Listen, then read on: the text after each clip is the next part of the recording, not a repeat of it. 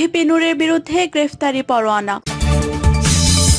এদিকে মন্ত্রীরা ভাওতাবাজির মাধ্যমে মানসিক আশ্রয় খুঁজছেন বললেন রেজবে। জানাবো উপজেলা নির্বাচনের প্রচারণায় মির্জা ফখরুল।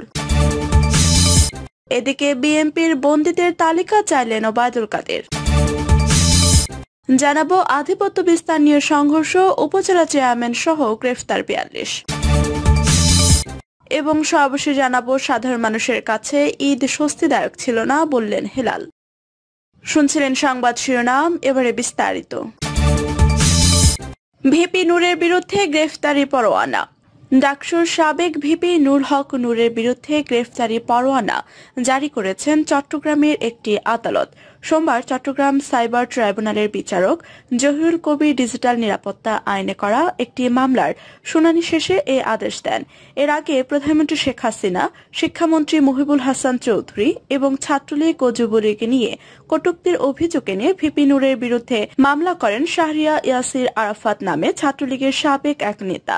ট্রাইব্যুনালের রাষ্ট্রপক্ষের কৌঁসুলি মেজবাহ উদ্দিন চৌধুরী জানিয়েছেন, 2022 সালে ছাত্রলীগ নেতা ডিজিটাল নিরাপত্তা আইনে ভিপি নূরের বিরুদ্ধে মামলাটি করেন। আদালত মামলাটি তদন্তের জন্য পুলিশের অপরাধ তদন্ত বিভাগ সিআইডিকে নির্দেশ দেন।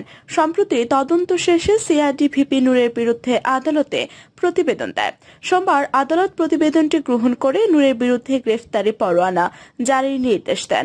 আদালতের নথি সূত্র জানায়, 2022 সালে 14 জুন ডাকসুর সাবেক ভিপি নূর হক নূরের বিরুদ্ধে চট্টগ্রাম বিশ্ববিদ্যালয় ছাত্রলীগের সাবেক আইন সম্পাদক শাহরিয়ার ইয়াসির আরাফাত বাদী হয়ে সাইবার ট্রাইব্যুনাল চট্টগ্রাম ডিজিটাল নিরাপত্তা আইনে মামলা করেন। মামলার অভিযোগে বলা হয়, 2022 সালের 1 জুন নূর বাংলা নিউজ বিডি নামের একটি পেজ থেকে প্রধানমন্ত্রী শেখ হাসিনা, শিক্ষামন্ত্রী, ছাত্রলীগ ও যুবলীগকে নিয়ে কটূক্তি করেন এবং ফেসবুকে তা পোস্ট করেন। পরে তা সামাজিক যোগাযোগ মাধ্যমে দেশ বিদেশে ছড়িয়ে পড়ে। মন্ত্রীরা ভাওতাবাজির মাধ্যমে মানসিক আশ্রয় খুঁজছেন বললেন রেজবে। আওয়ামী লীগের মন্ত্রী নেতারা জনগণকে প্রতারিত করে ভাওতাবাজির মাধ্যমে মানসিক আশ্রয় খুঁজছেন বলে মন্তব্য করেছেন বিএনপির সিনিয়র যুগ্ম মহাসচিব রুহুল কবির রিজভী।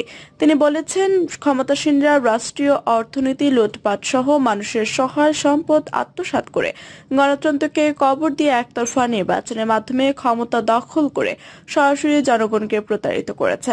দীর্ঘ 1.5 দশক ধরে জনগণের পকেট কাটার কারণে এখন দেশে হাহাকার পড়েছে। অনাহার অর্ধাহারে ক্ষুধার্ত মানুষ এবারে ঈদ চরম দুর্দশার মাঝে কাটিয়েছে। বাজারে আকাশচুম্বী মূল্যস্ফীতির কারণে ভাত তরকারি জোগাড় করা যেখানে কষ্টকর, সেখানে ঈদের পোশাক কিনবে কিভাবে? তিনি বলেন, আওয়ামী আমলে বিত্তশালী শ্রেণী মানে টেন্ডারবাজ, সিন্ডিকেটবাজ ব্যক্তি যারা ক্ষমতাসীনদের আশীর্বাদ প্রশ্ন। আওয়ামী লীগ নেতাদের অনেকেই বলেছেন, দেশে বিত্তশালীদের সংখ্যা বেড়েছে। এখন প্রশ্ন হচ্ছে, বিত্তশালী কারা? রিজভী আরো বলেন, মিথ্যা ও সাজানো মামলায় জাতীয় নির্বাহী কমিটির সহ যুব বিষয়ক সম্পাদক ও ঢাকা কলেজ ছাত্র সংসদের সাবেক ভিপি মীর নেওয়াজ আলী নেওয়াজ, বিএনপি নেতা ও সাবেক কমিশনার আনোয়ার পারভেজ বাদল এবং বিএনপি নেতা সাইদ হোসেন সোহেল জামিন আবেদন করলে তা নামঞ্জুর করে কারাগারে পাঠানো হয়েছে। এই ঘটনায় গভীর উদ্বেগ প্রকাশ করেন তিনি। উপজেলা নির্বাচনের প্রচারণায় মির্জা ফখরুল। বিএনপি উপজেলা নির্বাচনে অংশগ্রহণ করবে কি করবে না সে ব্যাপারে এখন পর্যন্ত কোনো আনুষ্ঠানিক সিদ্ধান্ত গ্রহণ করেনি। তবে মাঠে বিএনপির প্রার্থীরা সরব রয়েছেন, তারা জনসংযোগ করছেন, মাঠে নির্বাচনী প্রস্তুতিও শুরু করেছে।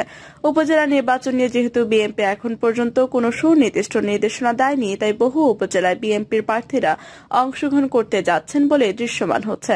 এমন পরিস্থিতিতে উপজেলা নির্বাচনে নিজে প্রচারণায় নামলে মির্জা ফখরুল ইসলাম আলমগীর ঈদের ছুটিতে তিনি ঠাকুরগাঁওয়ে গেছেন। সেখানে তিনি রুহিয়া জেলা বিএনপির সভাপতি এবং সাবেক উপজেলা চেয়ারম্যান মরহুম তৈবুর রহমানের স্মরণ সভায় প্রধান অতিথির বক্তব্য রাখেন। রুহিয়া থানা বিএনপি এই স্মরণ সভার আয়োজন করেন। এই স্মরণ সভার পর তিনি বিএনপি প্রার্থীর পক্ষে প্রচারণা শুরু করেছেন। সেখানে স্থানীয় নেতাদের সঙ্গে বৈঠকে মির্জা ফখরুল ইসলাম আলমগীর পরিষ্কার জানিয়ে দিয়েছেন যে উপজেলা নির্বাচনের ব্যাপারে বিএনপির হ্যাঁ না কোনো সিদ্ধান্ত গ্রহণ করেনি। কাজেই কেউ যদি উপজেলা নির্বাচনে অংশগ্রহণ করতে চায় তাহলে বিএনপির আনুষ্ঠানিক কোনো বিধিনিষেধ নাই। রুদ্রদ্বার এই বৈঠকে ঠাকুরগাঁওয়ের বিভিন্ন উপজেলার সম্ভাব্য প্রার্থীরা উপস্থিত ছিলেন। নির্বাচনে বিএনপির অবস্থান কি, উপজেলা নির্বাচন করলে বিএনপি থেকে তাদের বহিষ্কার করা হবে কিনা ইত্যাদি বিষয় নিয়ে স্থানীয় নেতৃবৃন্দ মির্জা ফখরুল ইসলাম আলমগীরের কাছে জানতে জানতে চান। বৈঠকে উপস্থিত একজন বাংলা ইনসাইডারকে নিশ্চিত করেছেন যে উপজেলা নির্বাচনে অংশগ্রহণের ব্যাপারে বিএনপি মহাসচিব সবুজ সংকেত দিয়েছেন। তিনি বলেছেন, কেউ যদি উপজেলা নির্বাচনে দলীয় পরিচয় ব্যবহার না করে অংশগ্রহণ করে তাহলে তার বিষয়টি কেউ আমলে নেবে না, এটিকে উপেক্ষা করা হবে। সম্ভাব্য প্রার্থী কারা হওয়া উচিত সে ব্যাপারেও মির্জা ফখরুল ইসলাম আলমগীর মতামত দেন। তার পছন্দের প্রার্থীদের উপজেলা নির্বাচনে সহযোগিতা করারও আশ্বাস দেন। তবে উপজেলা নির্বাচন শেষ পর্যন্ত অবাধ, সুষ্ঠু এবং নিরপেক্ষ হতে পারবে না। ঠাকুরগাঁও উপজেলা নির্বাচনে আওয়ামী লীগের একাধিক প্রার্থী রয়েছে এবং এটি বিএনপির জন্য একটি সুবর্ণ সুযোগ বলে বিএনপি নেতৃবৃন্দ বলছেন। মির্জা ফখরুল ইসলাম আলমগীরের নির্বাচনী এলাকাও ঠাকুরগাঁয়, আর এই কারণে উপজেলা নির্বাচনের ব্যাপারে তিনি বাড়তি আগ্রহী বলে বিভিন্ন সূত্রগুলো নিশ্চিত করেছে। তার ছোট ভাই এর আগে ঠাকুরগাঁও পৌরসভার মেয়র ছিলেন। তার নিজস্ব অনুগত কর্মীরা এবার উপজেলা নির্বাচনে অংশগ্রহণ করতে যাচ্ছে বলে একাধিক সূত্র নিশ্চিত করেছে। শুধু মির্জা ফখরুল ইসলাম আলমগীর একা না, বিএনপির একাধিক নেতা এবার উপজেলা নির্বাচনে দলীয় প্রার্থীদেরকে পৃষ্ঠপোষকতা দিচ্ছে এবং পরামর্শ দিচ্ছে। মেজর হাফিজ ভোলায় তার পছন্দের প্রার্থীকে সবুজ সংকেত দিয়েছে। তার পছন্দের প্রার্থী ইতিমধ্যেই নির্বাচনী প্রচারণার কাজ শুরু করেছেন। প্যালেস্টার জমির উদ্দিনের নির্বাচনী এলাকা পঞ্চগড়েও কাজ শুরু করেছেন। এভাবে বিভিন্ন জায়গায় শীর্ষ নেতারা উপজেলা নির্বাচনে তাদের পছন্দের প্রার্থীদের দাঁড় করিয়ে দিয়েছেন। যদিও এখন পর্যন্ত বিএনপি প্রকাশ্যভাবে বলেনি উপজেলা নির্বাচন নিয়ে তাদের অবস্থান কি। বিএনপি সূত্রগুলো বলছে যে উপজেলা নির্বাচনে বিএনপি দলগতভাবে কোনো সিদ্ধান্ত নেবে না, তবে উপজেলা নির্বাচনে বিএনপির কোনো প্রার্থী যদি নিজস্ব উদ্যোগে অংশগ্রহণ করে সেটিকেও তারা বাধা দিবেন না। বিএনপির বন্দীদের তালিকা চাইলেন ওবায়দুল কাদের। বিএনপির 60 লাখ নেতাকর্মী নামে সরকার মামলা দিয়েছে বলে দলটির মহাসচিব মির্জা ফখরুল ইসলাম আলমগীর যে বক্তব্য দিয়েছেন তা চ্যালেঞ্জ করে সেই তালিকা চেয়েছেন ক্ষমতাসীন আওয়ামী লীগের সাধারণ সম্পাদক ওবায়দুল কাদের। তিনি বলেন, 60 লাখ লোকের তালিকা চাই, ছিল 20,000, এখন সেটা 60 লাখ হলো কি করে? 60 লাখ বন্দীর তালিকা অবিলম্বে প্রকাশ করুন, না হয় মিথ্যাচারের জন্য জাতির কাছে মির্জা ফখরুল ইসলামকে ক্ষমা চাইতে হবে। গত শুক্রবার ঠাকুরগাঁয়ে এক দলীয় কর্মসূচিতে বিএনপির মহাসচিব মির্জা ফখরুল ইসলাম আলমগীর বলেছেন, আমাদের 60 লাখ মানুষের বিরুদ্ধে মিথ্যা মামলা দেওয়া হয়েছে। 700 থেকে 800 নেতাকর্মীকে গুম করে দেওয়া হয়েছে।